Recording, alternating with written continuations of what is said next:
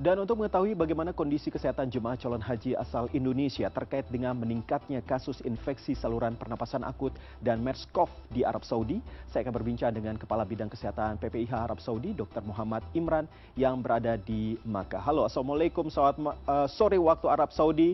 Dokter, apa kabar? Waalaikumsalam warahmatullahi wabarakatuh. Alhamdulillah sehat, sehat Mas Iqbal. Baik, Alhamdulillah. Dok, bisa Anda jelaskan bagaimana kondisi kesehatan jemaah calon haji Indonesia di sana secara umum?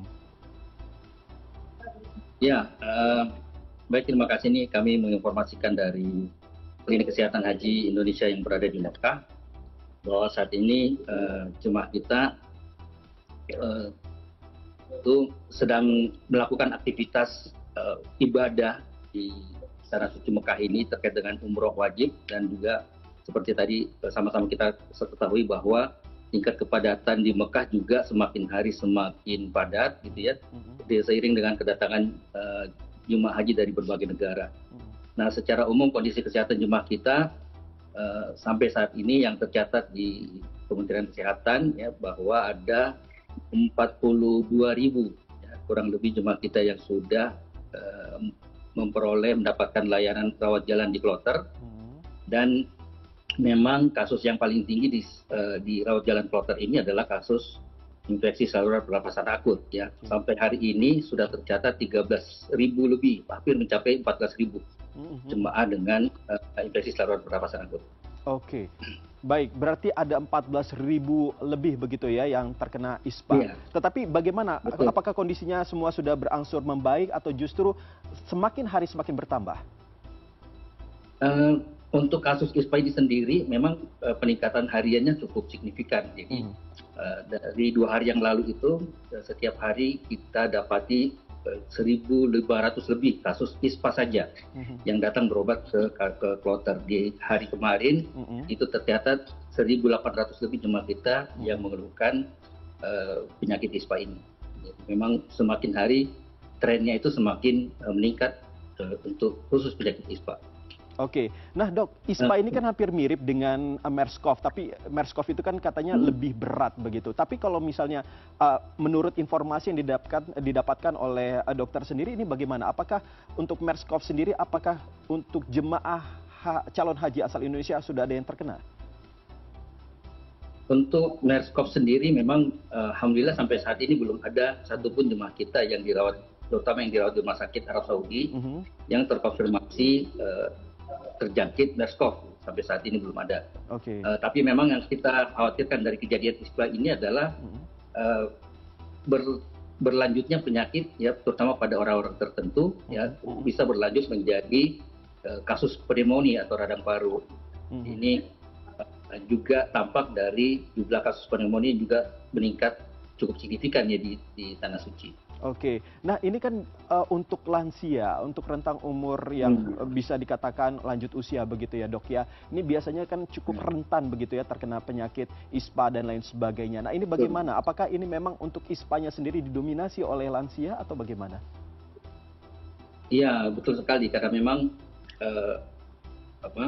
pada lansia ini daya tahan tubuh menurun gitu ya, kemudian juga faktor kelelahan ya, dan juga faktor lingkungan di Tanah Suci yang sudah saat ini memasuki musim panas dan udara yang sangat kering. Nah ini yang bisa kemudian juga mengakibatkan adanya penurunan fungsi daya tahan dari saluran pernapasan kita. Karena pada asalnya saluran pernapasan kita itu punya daya tahan sendiri, itu daya pertahanan sendiri ya, seperti silia gitu ya. Tapi kemudian ketika udara kering, fungsi silia untuk menyaring partikel debu atau mungkin juga bakteri ini menjadi berkurang, apalagi ditambah memang kebiasaan jemaah kita yang kurang mengkonsumsi air putih gitu ya, sehingga kemudian kasus ISPA ini bisa berpotensi memicu terjadinya kasus ISPA pada jemaah. Oke, dok, ISPA dan juga MERS-CoV ini kan kalau saya tidak salah cukup menular dok. Ini sebenarnya bisa tidak kita mengetahui seperti apa sih gejala awalnya sehingga bisa diketahui oleh jemaah lainnya?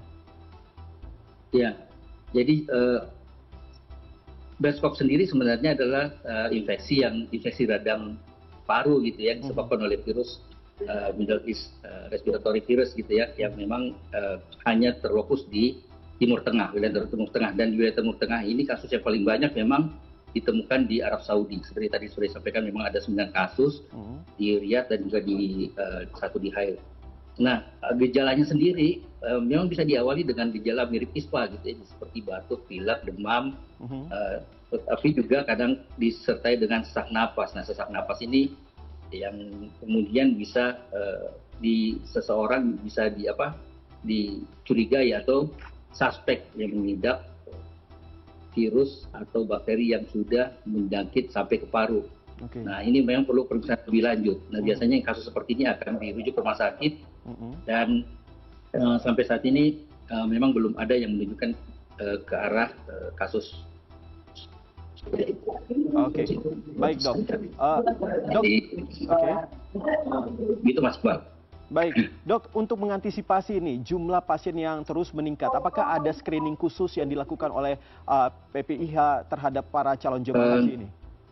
Mohon maaf, suaranya kurang.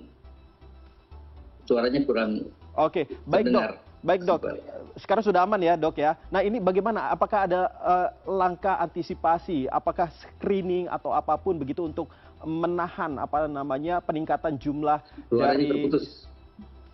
Oke, Pak Imran bisa dengar suara saya kembali? Ya. Oke, Pak Imran. Suaranya terputus. Pak Imran sekarang sudah bisa mendengar suara saya? Oke, baik. Sepertinya kita mengalami kendala komunikasi dengan Pak Imran. Walau begitu, tadi kita sudah mengetahui bersama bahwa Pak Imran mengatakan bahwa untuk jumlah kasus ISPA ini terus meningkat, bahkan sampai 14.000 calon haji Indonesia yang ada di sana yang terkena ISPA tersebut. Dan kita akan mencoba lagi kembali untuk menghubungi Pak Imran. Pak Imran bisa mendengar suara saya?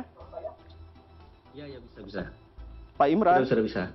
Pak Imran bisa dengar suara saya? Bisa, Mas. Oke, Pak Imran, tadi sempat pertanyaan terputus. Jadi apa yang dilakukan oleh pihak PPIH terkait dengan langkah-langkah yang harus dilakukan untuk bisa meredam kasus ISPA atau mungkin MERS ini bisa terkendali begitu ya?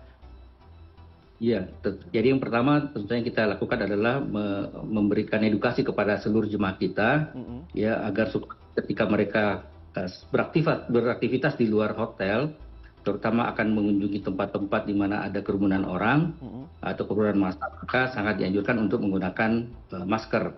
Kemudian pada saat sedang menderita batuk atau pilek sekali juga itu sangat dianjurkan untuk menggunakan masker agar supaya tidak menulari teman sekamar, terutama apabila ada lansia di dalam satu kamar yang sama ya. Kemudian juga yang berikutnya adalah cuci tangan dengan sabun ya, dengan air mengalir, karena virus MERS-CoV ini juga selain penularannya langsung itu dari unta ke manusia atau dari manusia ke manusia, penularannya juga bisa terjadi secara tidak langsung melalui benda yang terkontaminasi oleh virus, sehingga cuci tangan pakai sabun dengan air mengalir itu merupakan hal yang utama juga selain penggunaan masker. Berikutnya adalah minum air. Kami anjurkan ketika aktivitas di luar, setiap jam 200 cc atau 1 gelas kecil untuk membasahi saluran tenggorokan gitu ya, untuk memberikan kemudahan supaya cairan tercukupi, sehingga juga apabila sedang menderita batuk atau ada dahaknya bisa lebih cair gitu ya, bisa lebih mudah untuk dikeluarkan. Jangan sampai akan cairan, karena itu penting bagi karena cairan atau dahak yang tertahan itu bisa berbahaya terutama bagi lansia, karena bisa merambat ke bawah, bisa ke saluran pernapasan bawah, ke paru-paru, menjalar ke paru-paru, sehingga ini harus diupayakan bisa mudah dikeluarkan dengan cara tadi ada kecukupan minum air putih, asupan air putih. Terus juga istirahat yang cukup tentu saja. Kalau ada gejala mengarah ke ISPA, ini agar segera menghubungi dokter. Setiap kloter, setiap terbang itu ada satu dokter dan satu perawat yang sudah siap untuk memberikan pelayanan. Dan alhamdulillah sampai saat ini kesempatan kita juga masih mencukupi untuk menghadapi kasus ispa ini. Oke, berarti dokter selalu standby begitu ya. Nah, ini berbicara soal fasilitas kesehatan sendiri. Kalau saya tidak salah untuk klinik kesehatan haji Indonesia di Mekah ini kan masih belum ada belum mendapatkan proses izin begitu ya. Masih dalam proses izin ke pemerintah Arab Saudi. Ini bagaimana? Bagaimana untuk merawat calon haji Indonesia yang mungkin sedang harus mendapatkan penanganan untuk perawatan dan lain sebagainya? Nah, jadi memang untuk jemaah haji yang sedang mengalami masalah kesehatan, terutama mereka yang memerlukan perawatan lebih lanjut. Kalau memang perawatan lebih lanjut ini tingkatnya berat, maka kita akan ke rumah sakit Arab Saudi.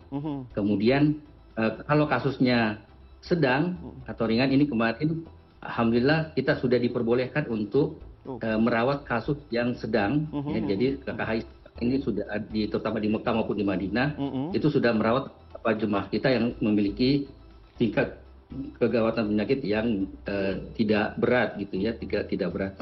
Nah, pemerintah Arab Saudi sendiri memang mewajibkan bahwa setiap negara yang akan membuka klinik itu harus bekerja sama dengan pihak penyedia layanan kesehatan di Arab Saudi.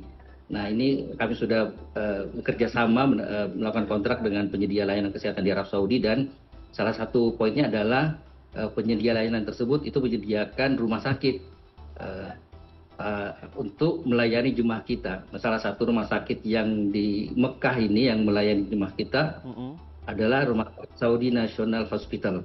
Ini mereka berkomitmen untuk menyediakan 80% kapasitas bednya untuk jemaah haji Indonesia. Baik.